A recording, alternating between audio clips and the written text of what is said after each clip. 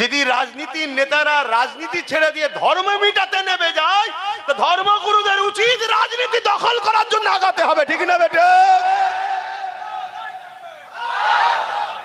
তখন তারা বলবে যে হুজুর মানুষ হিসাব কি করছিস রে বাবা, মৌলী সাহেব হিসাব কি করছিস? তখন আমরা বলবো তোরা তোদের কাজ কর, তাহলে আমরা আমাদের মসজিদে ফিরে যাই।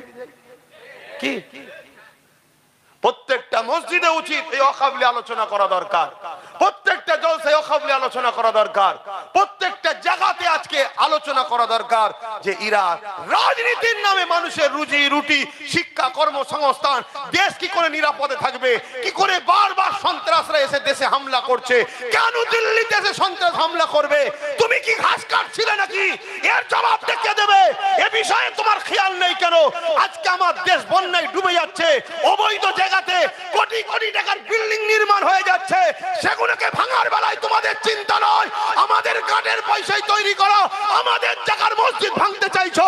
এ থেকে বোঝা যায় তোমরা ক্ষমতার জোরে ইসলামকে মিটাতে চাইছো। তাহলে আমাদেরকে ক্ষমতা তৈরি করে তোমাদের ডিফেন্স করতে